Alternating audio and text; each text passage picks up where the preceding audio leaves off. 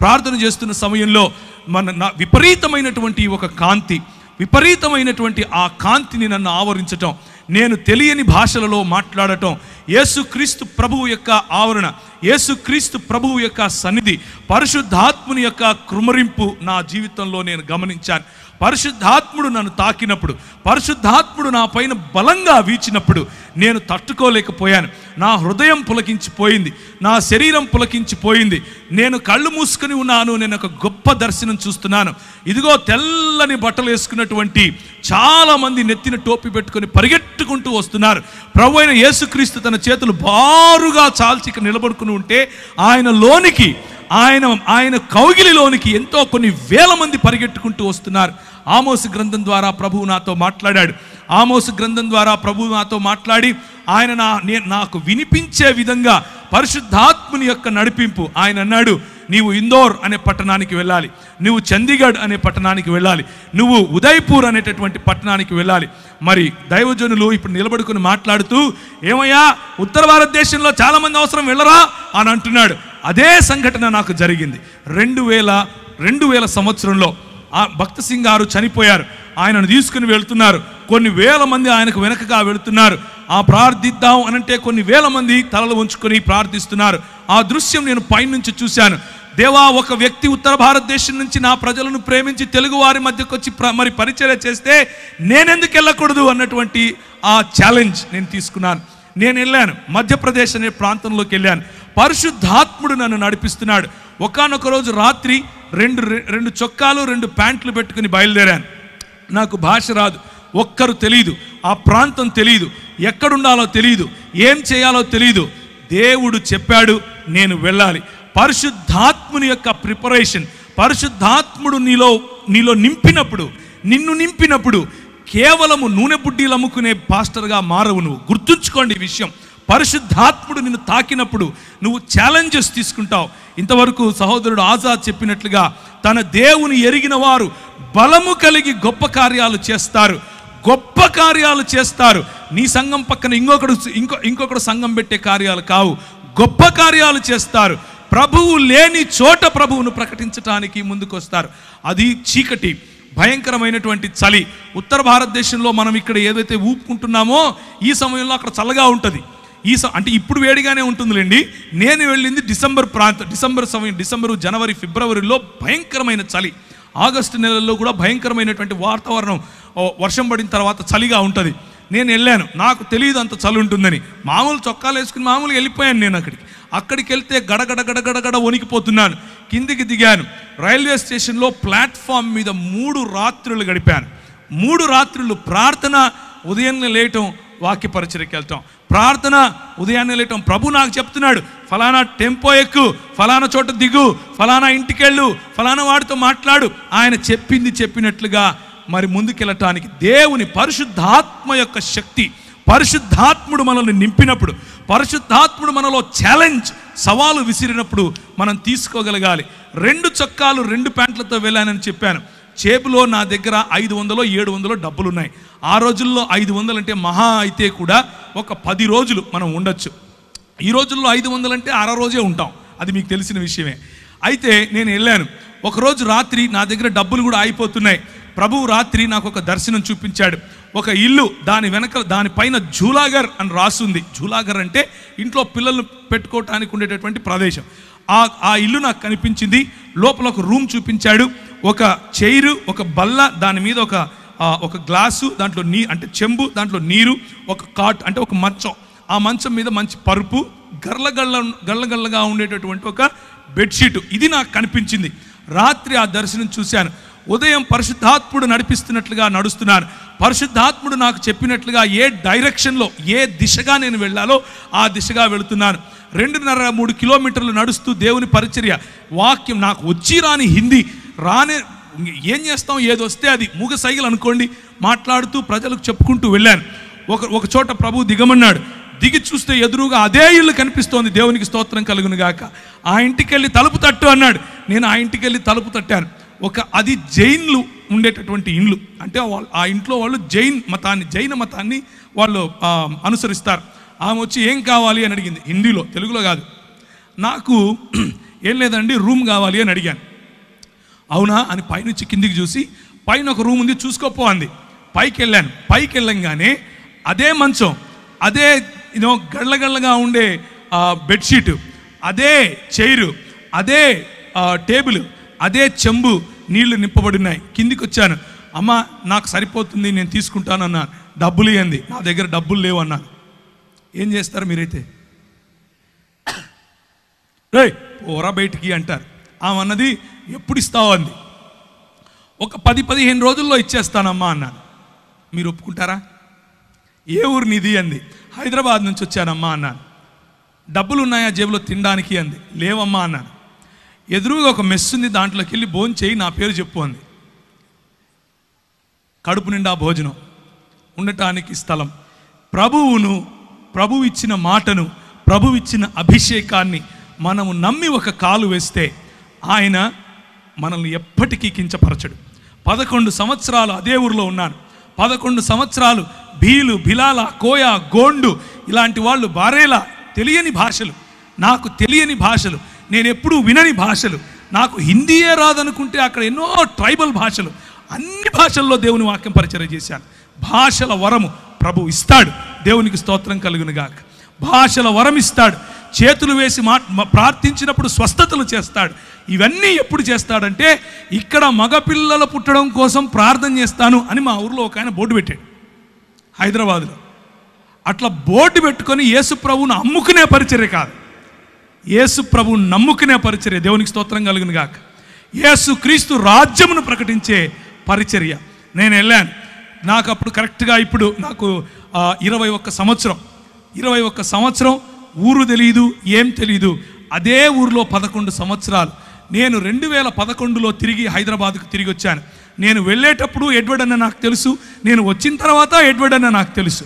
కానీ అక్కడ ఉన్న 11 సంవత్సరాలలో ప్రభువు నన్ను వాడుకున్నటువంటి పద్ధతి, అక్కడ ఉన్న 11 సంవత్సరాల్లో నా చదువును ఆశీర్వదించాడు. నేను MBA ఇన్ ఇంటర్నేషనల్ బిజినెస్ అన్న కోర్స్ చదివాను. చదివిన తర్వాత ఎన్నో దేశాలు నన్ను ప్రభువు తిప్పాడు. తిరిగిన అన్ని దేశాల్లో ప్రభు పరిచర్యలో వాడుకున్నాడు. అంత మాత్రమే కాదు, ఈ చెప్పిన తెగలు, ట్రైబల్ మధ్య ప్రభు వాడుకున్నాడు. అన్నిటికంటే ముఖ్యంగా నాకు చూపించిన దర్శనం, ముస్లింల మధ్య నీతో వాడుకుంటాను అని చెప్పాడు. ముస్లింల మధ్య వాడుకున్నాడు. నేను వెళ్ళినప్పుడు 6 మంది, ఒక్క వ్యక్తి ప్రభువుని నమ్ముకోవటానికి 5 ఏండ్లు పట్టింది. ఆ తర్వాత 6 మంది 6 సంవత్సరాలు నాతో వాగ్వివాదం చేస్తూ వచ్చారు. నువ్వేంది, నువ్వు కథ ఏంది, నేను చూసుకుంటామన్నారు. RSS వాళ్ళు, VHP వాళ్ళు నాకు ఈమెయిల్ రాసేవాళ్ళు. నువ్వు ఏ మార్గం గుండా వెళ్తున్నావో మాకు తెలుసు, నువ్వు ఎట్లొస్తావో మాకు తెలుసు, నువ్వు ఎప్పుడు ఇంటికి చేరకుండా ఎప్పుడు సస్తావో కూడా నీకు తెలియకుండా చేస్తాం అని అనేవారు. ఇలాంటి పరిస్థితులు. అక్కడ నువ్వు వెళ్ళి సాక్షి జీవితం అనంటే ఏంటి అనంటే, అక్కడ నువ్వు వెళ్ళి క్రైస్తవుడిని అని చెప్పుకుంటే చాలు తన్నుతారు. క్రైస్తవుడిని అని చెప్పుకుంటే చాలు చెప్పుతో కొడతారు. అలాంటి పరిస్థితులు. కానీ స్టెఫెనును ఆశీర్వదించినట్లుగా, స్టెఫెనుకు వాక్చాతుర్యం ఇచ్చినట్లుగా, స్టెఫెనులో వాక్ ప్రభావం ఇచ్చినట్లుగా, స్టెఫెనును ఏ విధముగా జ్ఞానముతోనూ కృపతోనూ ప్రభువు నింపాడో అలా యవ్వనస్తులను నింపగలడు. మనం ఒక్క విధేయత అన్నటువంటి అడుగు తీస్తే చాలు. నా జీవితం ఆ రోజు పరిశుద్ధాత్ముని యొక్క తాకిడితో మారిపోయింది. పరిశుద్ధాత్ముడు నా జీవితంలో తెలియని అగ్నిని రగిలింపజేశాడు. పరిశుద్ధాత్ముడు నా జీవితంలో ఇచ్చిన ఛాలెంజెస్, నేను వెళుతూ ఉంటే నాకు అన్ని బెడ్స్ ఆఫ్ రోజెస్ అందరూ వచ్చి కాళ్ళ మీద పడిపోయి పైసలు ఇచ్చేసి ఏమో చేశారనుకున్నారా? కాదు. అడుగడుగు నా ఛాలెంజెస్, అడుగడుగు నా బలహీనతలు, అడుగడుగు నా తెలియనటువంటి నేను ఎలా చేయాలి ఇప్పుడు అన్నటువంటి పరిస్థితి. కానీ ప్రభువు నమ్మకస్తుడు. ప్రభువు మనల్ని విడిచిపెట్టాడు. పిలిచిన పరిశుద్ధాత్ముడు మనల్ని విడిచిపెట్టాడు. మనల్ని అభిషేకించిన పరిశుద్ధాత్ముడు ఎక్కడెక్కడ నీకు ఏ పరీక్షలు పెడుతున్నాడో ఆ పరీక్ష ఉత్తీర్ణుడైనటువంటి మరుక్షణం తన ప్రత్యక్షతనిస్తాడు. ఒకానొక రోజు కృంగిపోయాను, భయంకరంగా కృంగిపోయాను. ఏం చేయాలి ప్రభువా? ఎలా నాకు డ్రై లైఫ్, మొత్తం ఎడారి అనుభవం, ఏమీ లేదు, ఖాళీ అయిపోయాను. నేను ఏం చేయాలి ఇప్పుడు అంటూ మోటార్ సైకిల్ నడుపుకుంటూ వస్తున్నాను. ఒక పెద్ద హోర్డింగ్ రాసి ఉంది, అడ్వర్టైజ్మెంట్. అందులో అంటే ఒక న్యూస్ పేపర్ వాళ్ళ అడ్వర్టైజ్మెంట్ అనమాట. అందులో ఉంది ఎక్స్పాండ్ యువర్ హరైజన్స్ అని ఇంగ్లీష్లో రాశారు. అంటే నీ సరిహద్దులు విశాలపరచుము అన్నటువంటి మాట. ఇది ఎక్కడో విన్నానే అని అనుకున్నాను. న్యూస్ పేపర్ వాడు బైబిల్ చెప్తున్నాడు ఏంటి, అది కూడా మధ్యప్రదేశ్లో. అది కూడా క్రైస్తవులం అంటే భయంకరమైనటువంటి వివక్ష. అలాంటి చోట ఇంత పెద్ద హోర్డింగ్ ఎవరు పెట్టారు? ఇంటికెళ్ళి ఎక్కడుంది ఆ వాక్యం అని చూశాను. ఎబ్బేజు చేసిన ప్రార్థనను ప్రభువు చూపించాడు. నా సరిహద్దులను విశాలపరచుము అని ఆయన చేసినటువంటి ప్రార్థన నాలో ఒక అగ్నిని తిరిగి ప్రభు ఇవ్వటానికి ఆ వాక్యం సహాయపడింది. నేను ఎందుకు ఈ మాటలు చెప్తున్నాను అనంటే, పరిశుద్ధాత్ముడు రియల్, పరిశుద్ధాత్ముడు నిజమైనటువంటి దేవుడు, పరిశుద్ధాత్ముడు మనతో మాట్లాడగలడు, పరిశుద్ధాత్ముడు మనల్ని తాకగలడు, పరిశుద్ధాత్ముడు మనకు శక్తినివ్వగలడు. కొంతమంది పరిశుద్ధాత్ముని పేరట చేసే గారడీల కోసం మీరు ఆయనను నిజమైన దేవుణ్ణి మర్చిపోకండి. కొంతమంది చేసే గారడీల కారణంగా పరిశుద్ధాత్ముని వెక్కిరింపులకు పాలవుతున్నాడు. కానీ నిజానికి ఆయన నీతిని న్యాయమును జరిగించు దేవుని రాజ్య స్థాపనకు నిన్ను వాడుకోగలడు. ఒకానొక రోజు 2003 నుంచి 2005 ప్రాంతాల్లో రాజస్థాన్ మరియు మధ్యప్రదేశ్ బార్డర్స్లో కొన్ని ఊర్లు ఉన్నాయి. నీమచ్, మందసోర్ అనే ఊర్లు. ఆ ఊర్లలోకి మమ్మల్ని ప్రభువు నడిపించాడు.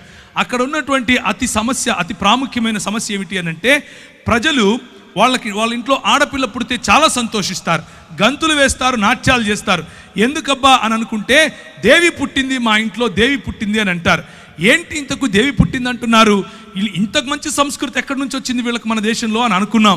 కానీ నిజమేంట్రా అని చూస్తే, ఆ అమ్మాయి 12 ఏళ్ళు వచ్చిన తరువాత, మొట్టమొదటిసారి పుష్పవతి అయిన తరువాత, వాళ్ళ సొంత నాన్న వాళ్ళ సొంత అన్న పోయి వీళ్ళ మధ్యలో పింపులుగా పనిచేసి, అంటే బడవలుగా పనిచేసి ప్రజలను కస్టమర్లను పట్టుకొస్తారు ఈ అమ్మాయికి. ఇది ఆ సంస్కృతి, ఈ విష సంస్కృతి. ఏంటి ఈ విష సంస్కృతి అని అంటే, నువ్వు ఈ కులంలో పుట్టావు, నీ పనే నీ ఒళ్ళు అమ్ముకోవటం, 12 ఏళ్ళు దాటంగానే నీ ఒళ్ళు అమ్ముకొని తీరాలి అని చెప్పి నేర్పించినటువంటి సంస్కృతి. ఆ సంస్కృతిలో మేము అక్కడ ఉన్నటువంటి గవర్నమెంట్ అధికారుల దగ్గరికి వెళ్ళాం కొంతమందిని కలిసి. అయ్యా, మరి ఇలాంటి బాచడా మరియు బేడియా అనే సమాజాలు ఉన్నాయి, వారి మధ్య వెలుగు లేదు, వారి మధ్య విద్య లేదు, వారి మధ్య పడుపు వృత్తి ఉంది, తెలియనటువంటి రోగాలు, సెక్షువలీ ట్రాన్స్మిటింగ్ డిసీజెస్ ఎన్నో వస్తున్నాయి, ఎలా చెయ్యాలయ్యా అని అంటే ఆయన అంటాడు, అది వారి కర్మ. ఏంటది? కర్మ. నీకెందుకయ్యా? ఏ దేశం నుంచి వచ్చావు నువ్వు? ఏ రాష్ట్రం నుంచి వచ్చావు నువ్వు? వాళ్ళకు నిధులు మేమెందుకు ఇవ్వాలి? అది వాళ్ళ వృత్తయ్యా, వాళ్ళు సంపాదించి ట్యాక్సులు కడతారు మాకు అంటాడు. ప్రభువా, ఏం చేయాలి? పరిశుద్ధాత్ముని శక్తి, పరిశుద్ధాత్ముని బలం ప్రభుత్వాలతో కూడా మాట్లాడటానికి మనకు శక్తినిస్తుంది. ఆ 2003లో చూసినటువంటి ఆ సన్నివేశం మా మనసులో నిండిపోయింది. మేమందరం కలిసి ఒక ప్రణాళిక తీసుకొని వచ్చాం. ఈరోజు 2019కి వేలకు పైగా ఆ బాంచడా సమాజానికి చెందిన వారు, చదువుకున్న వారు ఉన్నారు. వేలకు పైగా పడుపు వృత్తిని వదిలేసిన వారు. వారి మధ్యలో స్కూళ్ళు స్థాపించాం, వారి మధ్యలో ఆలయాలు స్థాపించాం, వారికి పరిశుద్ధాత్మ దేవుణ్ణి పరిచయం చేశాం. పరిశుద్ధాత్మ దేవుడు కొంతమందికి అయితే వారిలో ఉన్న భయంకరమైన రోగాలు, నువ్వు సస్తావు, నువ్వు బ్రతకవు అని డాక్టర్లు చెప్తే చెయ్యి వేసి ప్రార్థన చేస్తే ప్రభు వారిని లేపాడు. స్త్రీలు, చిన్నపిల్లలు వెళ్ళి ప్రార్థన చేస్తే వారికి స్వస్థత. ఇలాంటివి ఎన్నో కార్యాలు పరిశుద్ధాత్మ దేవుడు బోర్డు పెట్టుకొని అమ్ముకోవాల్సిన అవసరత లేకుండా చేయగలిగినటువంటి గొప్ప దేవుడు పరిశుద్ధాత్మ దేవుడు. ఆయన 3 రకాలుగా ప్రభు అయిన యేసు క్రీస్తుకు మరి అపవాది చేసినటువంటి పరీక్షలో గెలవటానికి అధికారం, లేకపోతే గెలవటానికి సామర్థ్యాన్ని ఇచ్చాడు. మొట్టమొదటిది వాక్యపరమైనటువంటి ఆన్సర్ ఏమిటి అని అంటే, నీకున్న ఆధారం ఏంటి? నాకున్న ఆధారం భోజనం. నీకున్న ఆధారం ఏంటి? భౌతికపరమైనటువంటి ఆశీర్వాదం. భౌతికంగా నీకు రొట్టెలిస్తాను, భౌతికంగా నీకు ఇల్లిస్తాను, భౌతికంగా నీకు కావలసిన ప్రతి అక్కర తీరుస్తాను, నీ అక్కర్లన్నీ తీర్చడానికి నేను ఆధారంగా ఉంటాను, నువ్వు వస్తావా అని యేసుక్రీస్తు ప్రభువును శోధిస్తే, ప్రభువు పరిశుద్ధాత్ముని శక్తి, పరిశుద్ధాత్ముని తోడు కారణంగా ఆయన అంటాడు, నా ఆధారం దేవుడు మాత్రమే. నీ రొట్టెలతో నేను బ్రతకను, దేవుని నోట నుంచి వెలువడే ప్రతి వాక్యము చేత నేను బ్రతుకుతాను. దేవునికి స్తోత్రం కలుగును గాక. I will defeat you with the power of the Holy Spirit. I will defeat you with the power of the word of God. దేవుని యొక్క వాక్యపు శక్తి చేత, దేవుని యొక్క పరిశుద్ధాత్ముని శక్తి చేత నీ ఆధారాన్ని నేను తీసి పారేస్తాను, ఎందుకంటే నా ఆధారం దేవుడు అని చెప్పాడు. రెండవ పరీక్ష యేసు ప్రభువుకు పెట్టినది ఏమిటి అని అంటే ఆరాధన అన్నటువంటి పరీక్ష. ఆరాధన అన్నటువంటి పరీక్షను కూడా ప్రభు అయిన యేసు క్రీస్తు అనంటే అంకిత భావం ఎవరికి చూపిస్తావు నువ్వు? నాకు మొక్కు చాలు అని అన్నాడు. ప్రభు అంటాడు, నా అంకిత భావం నా తండ్రి అయినటువంటి దేవునికి మాత్రమే నేను ఇస్తాను, నేను ఆయనకు మాత్రమే ఇస్తాను, నేను ఆయన మాత్రమే అనుసరిస్తాను. దేవుని వాక్యపు శక్తి, పరిశుద్ధాత్ముని యొక్క శక్తి అపవాదిని ఓడగొట్టింది. ఆయనకిచ్చినటువంటి మూడవ పరీక్ష ఏమిటి అని అంటే అధికారం. నీకు నేను అధికారం ఇస్తాను, ఇదిగో చూడు సర్వ ప్రపంచము నా దగ్గరే ఉంది, ఈ ప్రపంచం పైన నేనే అధికారిని, నీకు ఈ అధికారం ఇచ్చేస్తాను, నువ్వు నా దగ్గరికి రా. నిన్న మనం చూసాం, మనం పోగొట్టుకున్న అధికారాన్ని తిరిగి సంపాదించటానికి మనము పాపం అనేటటువంటి ఊబిలో పడిపోయి ఉన్నాం కనుక మన యేసు క్రీస్తు యొక్క లేకపోతే దేవుని యొక్క స్వరూపమును, దేవుని యొక్క పోలికను కుంటుబడిందిగా మారిపోయింది కనుక, స్వభావ సిద్ధముగా మనం పాపులం అయిపోయాం కనుక, స్వభావ సిద్ధంగా మన అంకిత భావం సాతాను వైపుకు, సాతాను రాజ్యం వైపుకు ఉంది కనుక మనం ఆధారము వాడే అనుకుంటాం, మన ఆరాధన వాడికే ఇస్తాం, అలాగే మన అంకిత భావము వాడికే, అలాగే మన అధికారము కూడా వాడికే ఇచ్చేసాం. ప్రభు అంటాడు, అవసరం లేదు నువ్వు ఇచ్చే అధికారం నాకు, నువ్వు నీ దేవుడైనటువంటి యెహోవాను శోధింపటానికి నీకు ఎంత ధైర్యం అని అంటాడు. అధికారం నాది, నేను అధికారం తిరిగి తీసుకోవటానికే వచ్చాను, నేను నా రాజ్యమును స్థాపించటానికే వచ్చాను. నువ్వు అనుకుంటున్నావు ఈ రాజ్యములన్నీ నీవని, నువ్వు అనుకుంటున్నావు ఈ రాజ్యముల పైన నాకు అధికారం ఉందని, కానీ ఈ రాజ్యముల పైన నీకు ఎవరైతే అధికారం ఇచ్చారో నా పిల్లలు, నా అనుయాయులు, వారిని నేను సాక్షులుగా నిలబెట్టబోతున్నాను, వారికి నేను సంచకరువుగా పరిశుద్ధాత్మనిచ్చి వెళ్ళబోతున్నాను. నాకు తోడుగా ఉండి నిన్ను ఓడించటానికి అవసరమైనటువంటి పరిశుద్ధాత్ముడు నేను వారికి ఇచ్చిపోతాను. నీవు నీ దేవుడైనటువంటి యెహోవాను శోధించటానికి నీకు అర్హత లేదు అని కొట్టి పారేశాడు. ఇది దేవుని రాజ్య సువార్త. దేవుని రాజ్య సువార్త ఈరోజు ప్రకటించబడుతున్నట్లుగా వేరొక యేసు కాదు, ఈరోజు ప్రకటింపబడుతున్నట్లుగా వేరొక ఆత్మ కాదు, ఈరోజు ప్రకటింపబడుతున్నట్లుగా వేరొక సువార్త కాదు. మనము నమ్మేటటువంటి యేసు రాజైన యేసు, మనము నమ్మేటటువంటి యేసు రాజులకు రాజైన యేసు, మనము నమ్మేటటువంటి యేసు ప్రభువులకు ప్రభువైన యేసు, మనము నమ్మేటటువంటి యేసు దేవుళ్లకు దేవుడైనటువంటి దేవుడు. ఆయన రాజ్యమును స్థాపించటానికి వచ్చాడు, ఆయన స్థాపిస్తాడు. మనము నమ్మేటటువంటి, మనము అంగీకరించినటువంటి ఆత్మ, ఆయన వస్తే కింద పడిపోయి పూనకాలు వచ్చేది, ఆయన వస్తే గట్టిగా ఈకిలిగా నవ్వేది, ఆయన వచ్చాడని చెప్పి గట్టిగా కేరింతలు కొట్టి అవతలోని కొట్టేది, లేకపోతే ఒక ఆయన అంటాడు వామిటింగ్ ఆత్మ అంట, ఆయనకు పరిశుద్ధాత్ముడు వస్తే వామిటింగ్ వస్తుందంట. ఒక ఆయన అంటాడు పరిశుద్ధాత్మ వస్తే నేను అవతలోని తిడతానంటాడు, ఒక ఆయన పరిశుద్ధాత్మ వస్తే నేను సాతాను తిడతానంటాడు. ఎట్లా పడితే అట్లా పరిశుద్ధాత్ముని శక్తి రాజ్య నిర్మాణానికి ఉపయోగపడుతుంది. పరిశుద్ధాత్ముని శక్తి నోరు తెరిచి మాట్లాడితే అవతలి వాడికి తర్కాన్ని నిర్వీర్యం చేస్తుంది. పరిశుద్ధాత్ముని శక్తి చేయుంచి ప్రార్థించకపోయినా చేతులు ఉంచితే చాలు స్వస్థత తీసుకొస్తుంది. పరిశుద్ధాత్ముని శక్తి యేసుక్రీస్తు యొక్క వర్చస్సును, యేసుక్రీస్తు యొక్క రాచరికాన్ని చాటుతుంది. పరిశుద్ధాత్ముని శక్తి ఈ లోకములో ఉన్నటువంటి, ఈ లోకనాథుడైనటువంటి అపవాది యొక్క క్రియలను లయపరుస్తుంది. పరిశుద్ధాత్ముని శక్తి మనకు స్వస్థతతో పాటు బుద్ధిని తీసుకొస్తుంది. పరిశుద్ధాత్ముని శక్తి గవర్నెన్స్ తీసుకొస్తుంది.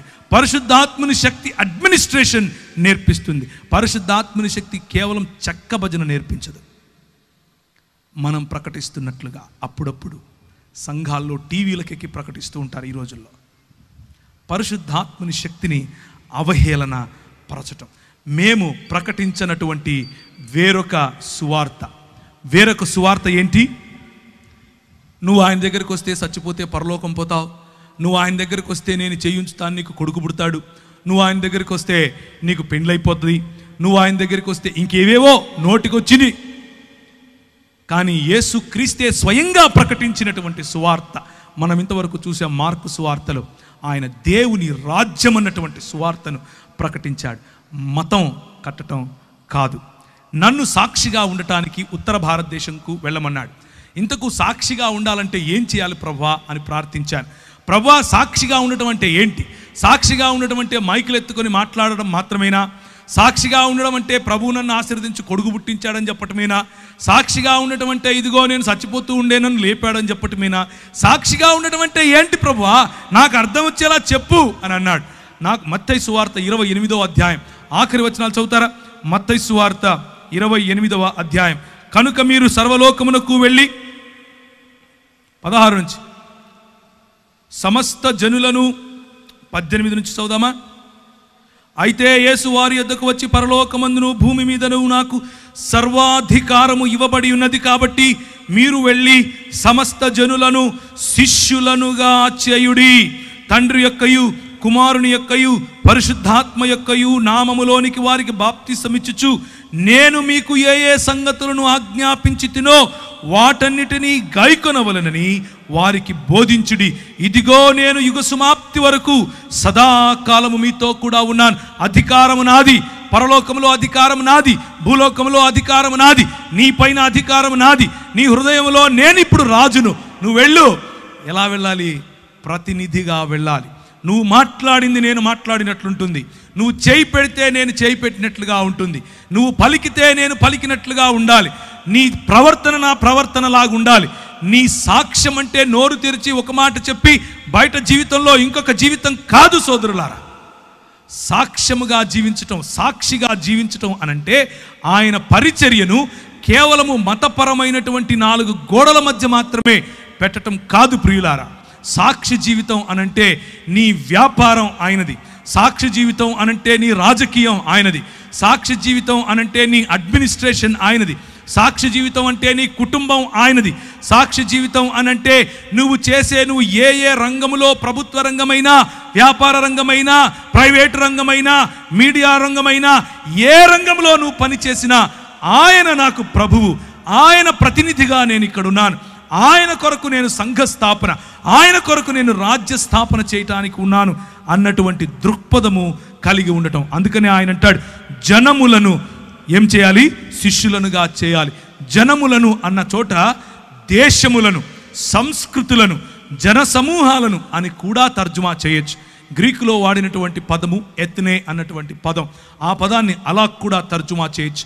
మన పిలుపు ఒక దానియేలు పిలుపు, మన పిలుపు ఒక నెహెమ్యా పిలుపు, మన పిలుపు ఒక దావీదు పిలుపు, మన పిలుపు ఒక ఎస్తేరుకి ఇవ్వబడినటువంటి పిలుపు. మన పిలుపు కేవలము చెక్కభజన చేసే పిలుపు కాదు, మన పిలుపు కేవలం మతంలో ఉండటం కాదు. మన పిలుపు వాడి చేతి పని యందు నిపుణత గలవాడిని చూచితివా, వాడు అల్పుల ఎదుట కాదు రాజుల ఎదుట నిలబడును అని దేవుని వాక్యం చెబుతా ఉంది. ఆ పిలుపులో మనం ఉన్నాం అన్న విషయాన్ని జ్ఞాపకం చేసుకోండి. అపోస్తలుల కార్యములు 1వ అధ్యాయం, అపోస్తలుల కార్యము 1వ అధ్యాయం.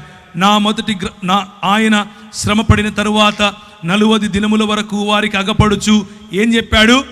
మీరు ఒక మతం కట్టండి, మీరు వెళ్ళి చక్క భజన చేయండి, మీతో పాటు నేను కూడా భజన చేస్తాను అన్నాడా? అది మన ఆత్మీయ జీవితంలో భాగం, కానీ అది మాత్రమే ఆత్మీయ జీవితం కాదు. ఆయన ఏమన్నాడు?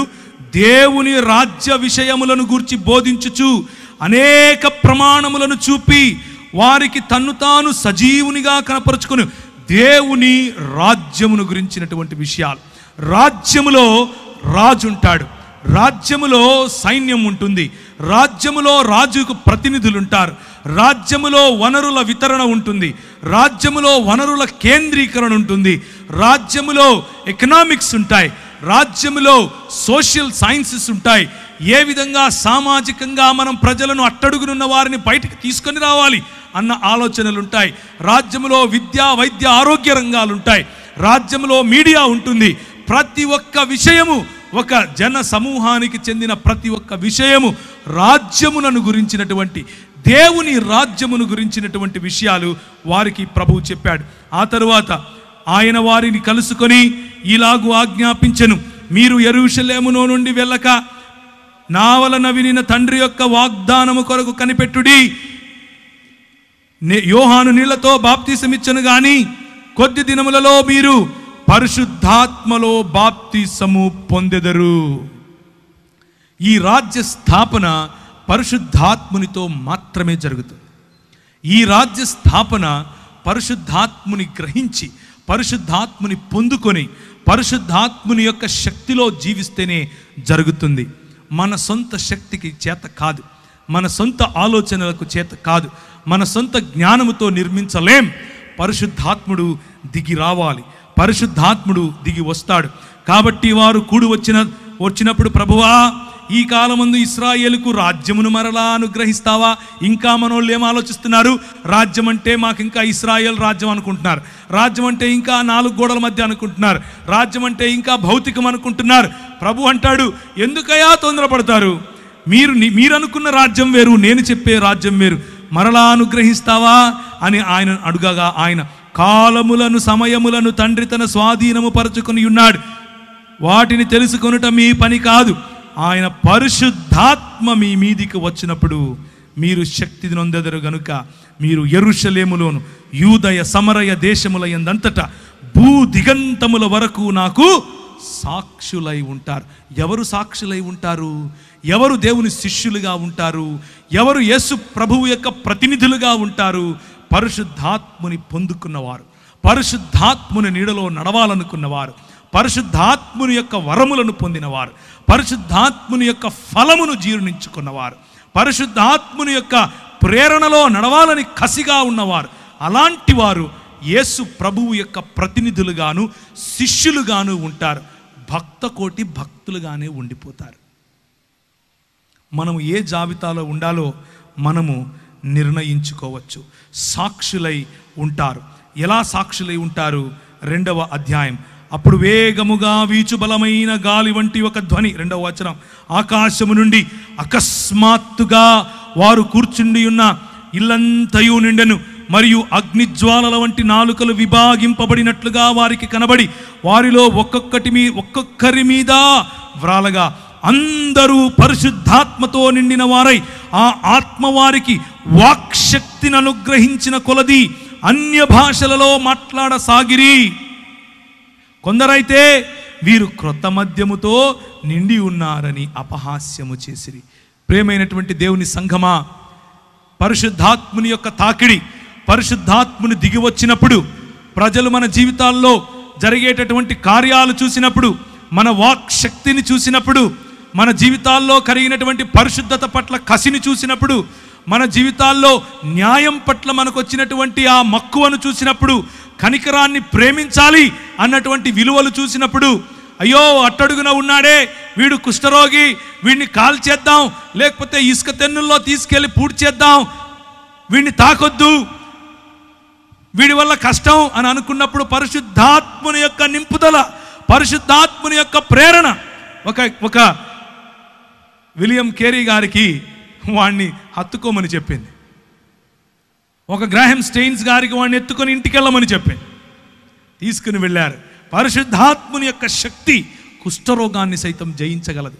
కేవలము చేయి ఉంచి ప్రార్థించటమే కాదు, చేత్తో అన్నం పెట్టగలదు, వాడి పుండ్లను తుడవగలదు, వాడి కట్లు కట్టగలదు. ప్రజలు చూసి అనుకుంటారు వీడు తాగొచ్చాడు అనుకుంటారు, బుద్ధి లేదు వీడికి అనుకుంటాడు. ఏం చదువుకున్నాడు, ఏం చేస్తున్నాడు, ఎక్కడుండాలి, ఎక్కడికి వచ్చాడు, వారికి అర్థం కాదు. లోకానికి ఈ విలువలు అర్థం కావు. లోకానికి ఈ విలువలు ఎందుకు అర్థం కావు అని అంటే, అన్నీ విడిచి సంపాదన మీద పడురా, లోకాన్ని దేశాన్ని దోచుకోరా అని లోకం నేర్పిస్తే, నీ సంపదను విడిచి, నీ వనరులను వితరీకరించి, నీ వనరులను వికేంద్రీకరించి, నీ వనరులను పంచిపెట్టి నీ ప్రజలను ప్రేమించు అని ప్రభువు చెప్తాడు. హత్తుకోలేని వారిని హత్తుకోమంటాడు, చూడలేని వారిని చూడమంటాడు. అదే నీ పిలుపు అని అంటాడు. 36వ వచనం, మీరు సిలువ వేసిన ఈ యేసునే దేవుడు ప్రభువుగాను క్రీస్తుగాను నియమించాడు. మొట్టమొదటి సువార్త ఏంటా సువార్త? మీకు పుల్లలు పుడతారు, మీకు కార్లు కొనిస్తాడు యేసు ప్రభు, ఇదా? కాదు. ప్రభువుగా దేవుడు నిర్ణయించాడు, ప్రభువుగా దేవుడు ప్రకటించాడు, ప్రభువుగా క్రీస్తుగా దేవుడు నియమించాడు. ఇది సువార్త. ఆ రోజు ఏం జరిగింది?